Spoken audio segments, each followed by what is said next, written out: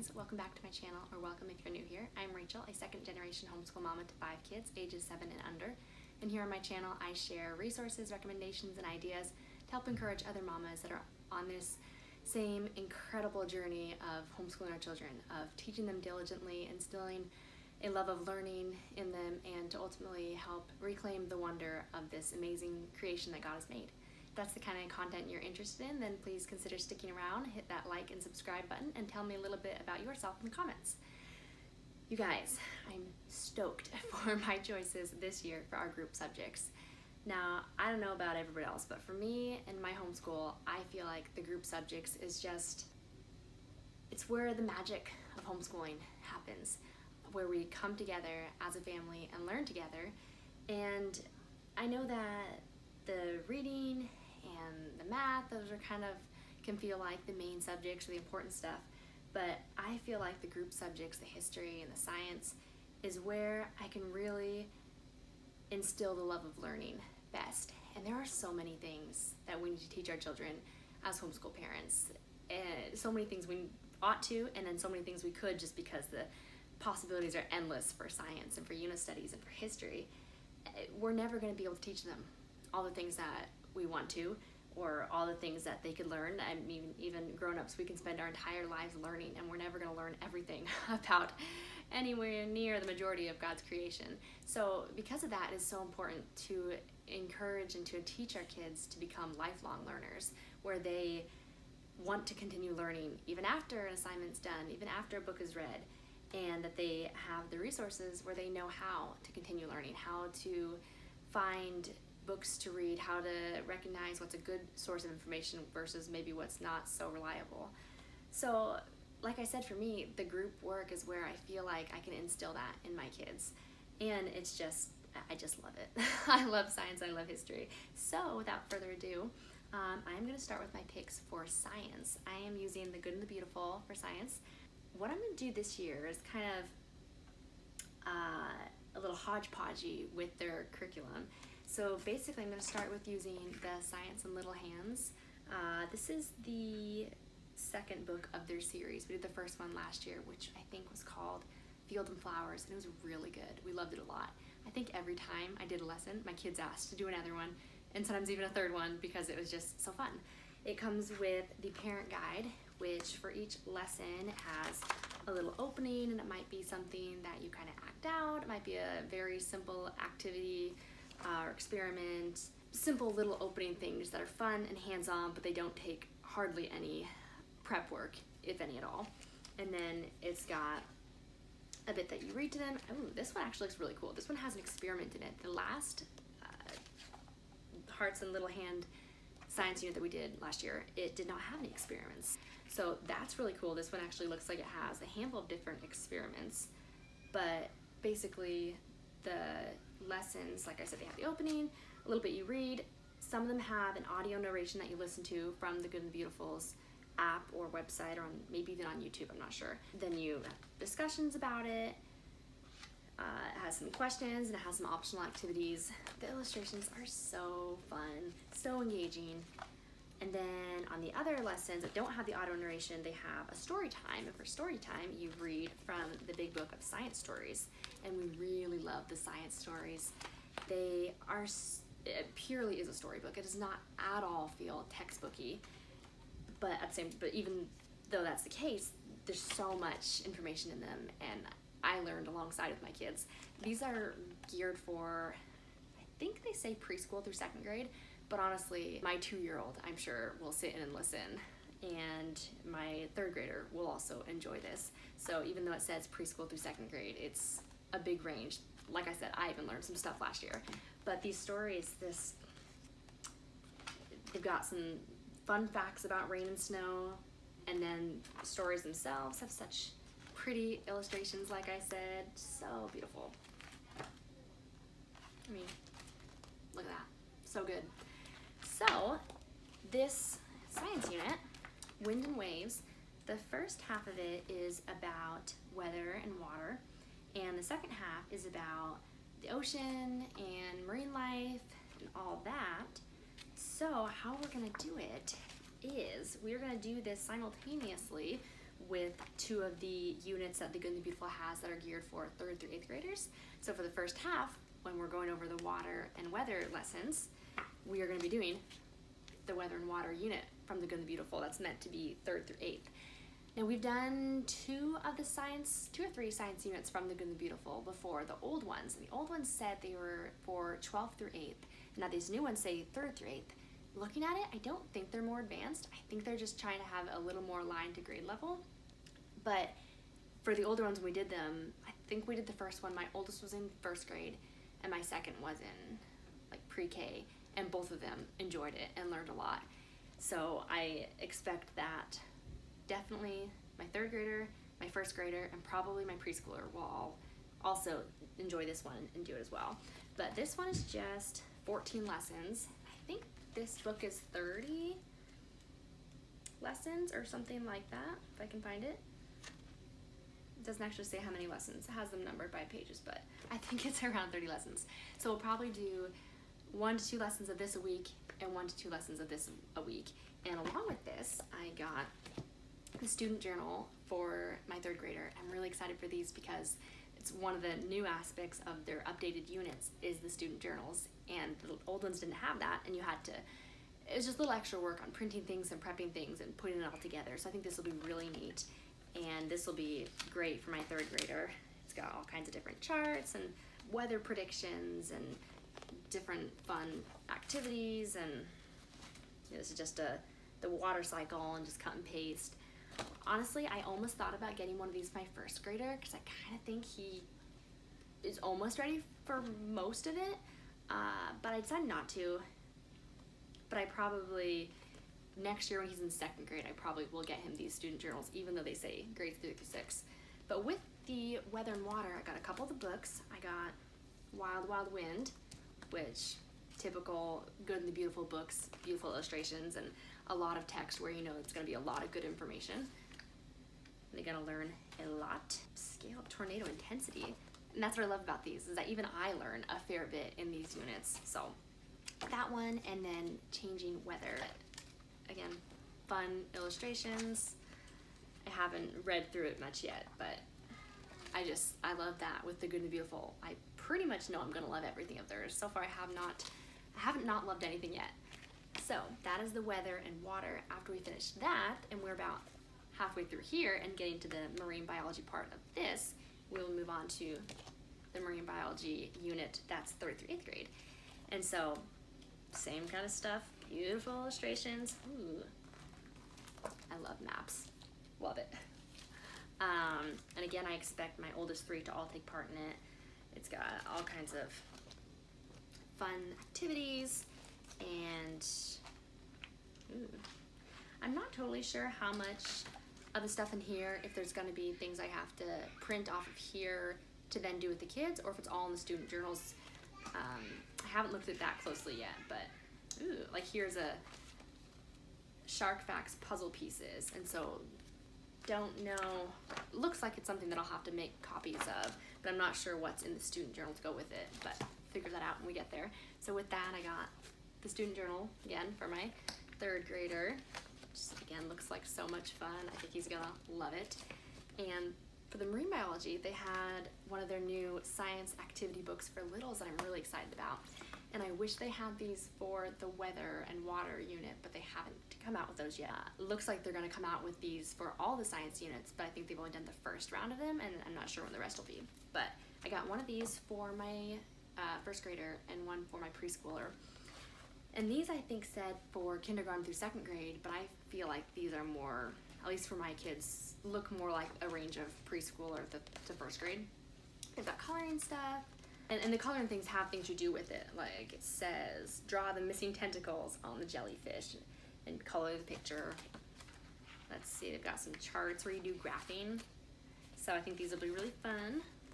It's all gonna be really fun. And then I got 2 books to go with that. One of them is Dive, Explore Coral Reefs Around the World, and this is just one of the optional read-alouds that we'll read through while we do it. And then I got, this one was one of the optional 7th through 8th grade extensions, and so it's pretty lengthy. There's a lot of text on it, so I'm not sure how long it'll take us to read through it, but it looked really good. And this might be something I just read with my 3rd grader. I'll probably have my other ones sit in if they want to, but I'm not going to require them to sit while I read this because, like I said, it's pretty lengthy with all the text on it. So that's what we're doing for science. Now, honestly, I don't expect all of this to take us through the entire year. So I'm not sure what I'm going to do the rest of the year yet. I might get more science units from the Good and Beautiful, or I might just kind of fill in the rest of the year with some different books we have for science.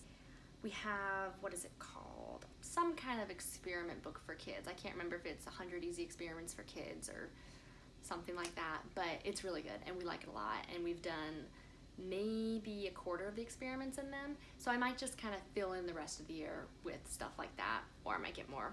I'll let you know. I don't know at this point. Next is history, and the history I am especially stoked for. First off though, I have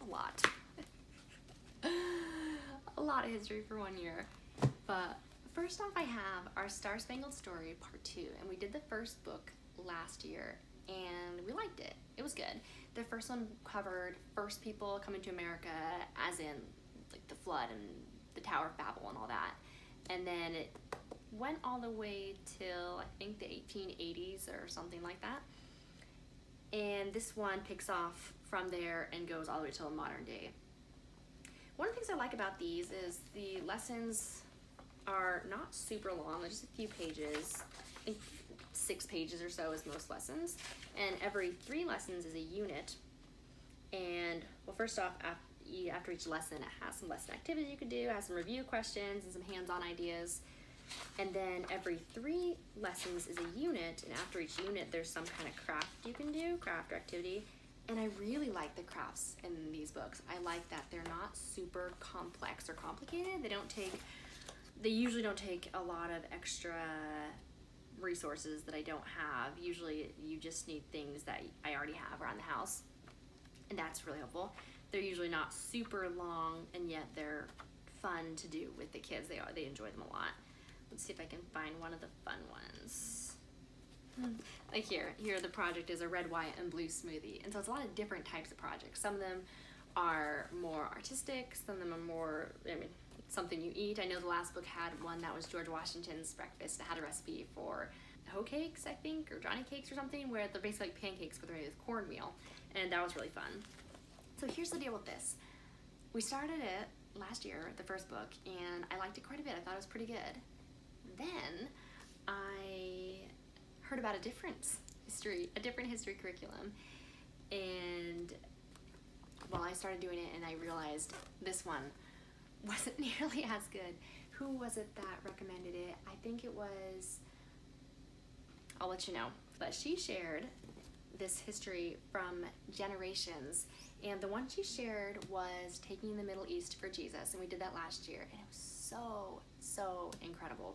And after getting just a few lessons in, this one wasn't so good anymore because I thought this was good, and then we did that one and it was amazing, and then I was kind of, this one's not quite that exciting anymore because it's just, this one's not written quite so engaging as the other one. I guess that's the main thing.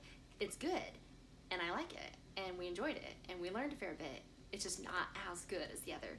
So we are going to start with Taking Asia for Jesus, and these are grade leveled, and so they're meant to be able to do it just a student on their own, but we did Taking the Middle East for Jesus as a family and it went really well. And instead of having one of my children read it, I just do the reading, and we also went through it pretty quickly because I think each lesson is meant to be read over 4 or 5 days. We loved it so much, I just read the entire lesson in one sitting, and I think most weeks we did 2 or 3 or even 4 lessons in a week. And I think because it's meant to be a lesson a week, there's 36 lessons. Oh no, 26. There's 26 lessons in the book. So I don't expect this to take us more than a couple months. But these books, you guys, they are just phenomenal. So some of the things I love about them is they really introduce tough topics martyrs and missionaries and people that have sacrificed a lot for serving God and for growing His kingdom. But they do it in a way that is at a child's level, and it's descriptive and it's engaging, but it's not too descriptive in a way that's graphic or just too much hard information, even for little ones that are sensitive. Like my oldest child is quite sensitive, and reading through some of the lessons beforehand, I wasn't sure how I was going to go with him. I wasn't sure if he was not going to want to do it, because in times past when I've read different books about things that are just kind of either hard or scary or sad, he often doesn't want to do it because it's hard, and he is very compassionate. And I'm trying to figure out how to honor that in him and to also help grow it and cultivate it, but also, okay, we can't just close our eyes to hard things that happen in the world. We need to, as Christians, be aware of what's going on and pray for those that need prayer, and to help those that we can. And we can't do that if we're not aware, because it's too hard to learn about. So it's been a really good, positive experience for that, and he's loved it. He's done such a good job with it. One of the other things I like about these is they include a lot of the well-known missionary stories that you've heard about, people like John Eliot, and of course I'm blanking on all the ones I was thinking of. What was her name?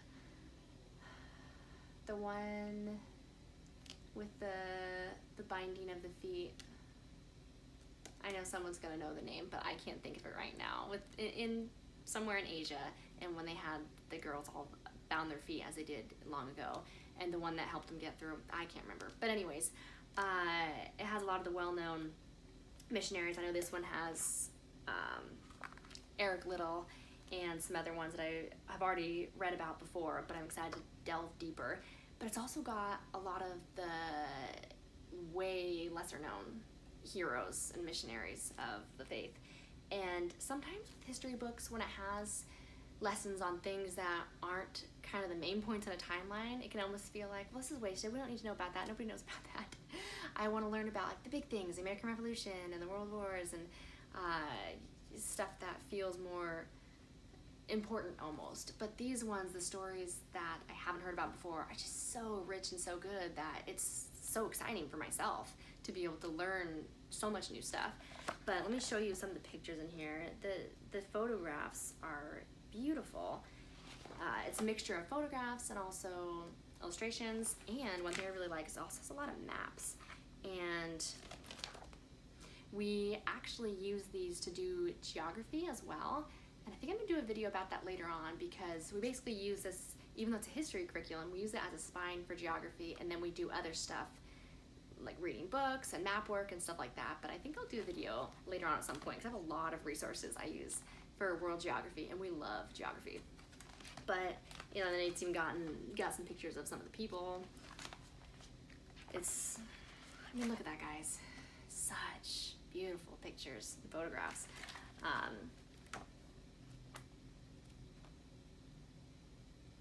But another thing that I really appreciate in the curriculum is at the end of each lesson, there are some prayer points. And so it specifically mentions, for whatever your lesson was, it has some things that you can be praying about for the people there, or just various things. This one says, praise God for growing the church in India. So it's not just prayers, but also praises, things we can thank God for. So it's got prayer requests, but also praises, and I love that. I love that we're not teaching our kids just to pray when you need help. Obviously we should, and anytime we need help, we should turn to God. But I love it's also teaching our kids to remember to thank Him for the good stuff that is happening. So that is really cool. And it's got some different basic facts. And so even this has a good bit of geography in it, which I think is really cool. But this is my absolute favorite curriculum that we're using right now, favorite subject. It is just so good. So this is Taking Asia, and it's the textbook, and then with that we have the student workbook. And I think what I'm gonna do is use this like I did last year's Middle East one, where I will do it with my kids. And so after we read a lesson, I will read the questions to them and write the answers down. So this the chapter is India before Christ, and on what river were the earliest settlements in India built? What is the first civilization in India called? And so I'm going to do it with them and quiz them on if they remember it. If they don't, have my oldest probably go back and we'll find it and make sure we know. But then some of the stuff in here that I really like is some map work, and the map work I'll have my oldest do. And at some point I'll probably start doing photocopies of these to have my second oldest do as well, but I don't think he's quite ready for that yet. Maybe next year. But I'll have my oldest do those, and then this one has some unit exams, which the last one didn't have, so that'll be really neat. And I'll have my oldest do that as well. Yeah, so there's a unit exam, and they're multiple choice, which is kind of nice. It'll make it easier, I think, for him to do it. But that is that. Super, super excited. And then after we finish that, we have Taking Africa for Jesus. So same kind of stuff, beautiful photographs, maps. I believe this one also has the prayer points at the end of the chapters. Now this one is definitely has some extra words on it. It's a little, the lessons are a little lengthier, so we might go through this one a little slower. We'll see. But I've read through tidbits here and there, and even if we do this at the end of this year, when my kids are 3rd grade and 1st grade and pre-K, preschool, I think all 3 of my oldest will be able to sit and enjoy and learn a lot. So there's that, and then the student workbook with it as well. And this one looks pretty similar to the 4th grade, because this one is level 5, but it looks pretty similar to the 4th grade one, where it's got map work, it's got the different review questions that I will do with my kids, and then it has the exams with multiple choice questions. So got those, and that is not all the history I have, you guys. I have so much history, but I love it so much. So the last thing, this is the last thing I have for history. It is from Generations as well, and this is actually the 1st grade history. It is the story of Jesus's people.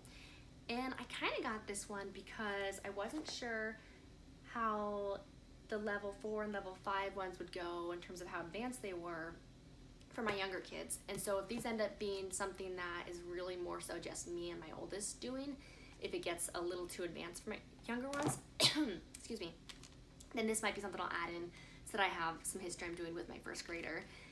And I'm sure my 3rd grader will also sit in, and my preschooler will also enjoy this. And this one doesn't have a workbook to go with it, just kind of nice. But it's got just fun illustrations and some cool photographs and maps, faith lessons at the end, where I don't know if it has the same format of like prayer requests, but so cool. But it does have faith lessons afterwards to kind of just wrap it up and like, what does it mean and all that kind of thing. So this one also, I believe, is, oh, no, it's not. This one's not 26 lessons like the others. It is 31. And this one, I mean, we could probably read 3 or 4 lessons in a week easily. So even though this is a lot of history, I think we're going to be able to get through it all this year. I really do. Just because we like it a lot. And when I read one of these lessons in these books, at least that's what happened with the Middle East one, I'd read one, and pretty often the kids are asking, let's do another. And I love doing that. Anytime I can, I really try to make space for doing another and doing more. And maybe we read a lesson about something and we have a picture book about the same thing, and the kids want to read that too, because that is just encouraging them to have that love of learning, encouraging them to not treat learning like school. Learning and school, yes, you learn in school, but they don't have to be exactly one for one.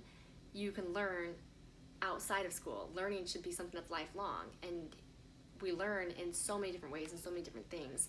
And I don't want school to just be, we do our lesson, we learned what we learned, and we move on. No, we learn as much as we can. And anytime they're interested in something, I want to just go with that and run with it and take as much as we can. So a lot of history, but I think we're going to get through it, and I think we're going to love it a lot. And honestly, if you have not seen or heard of or used Generations, I highly recommend looking into them. If you want to see any flip-throughs of any of the curriculum I showed, please let me know in the comments. I would love to do some flip-throughs for you if you'd be interested in seeing inside them. But otherwise, that is what I've got for our group subjects. I almost added my Bible stuff that we're going to be doing this year to this video, but I didn't want to get crazy long. And that's actually something we'll do in our morning time. So probably later on in the summer, I'll share my morning time for the school year, resources and books and stuff, and Bible stuff will be in there among other things. So I hope this was helpful. I hope you enjoyed it. Let me know in the comments what you're going to be using for group subjects, and see you next time.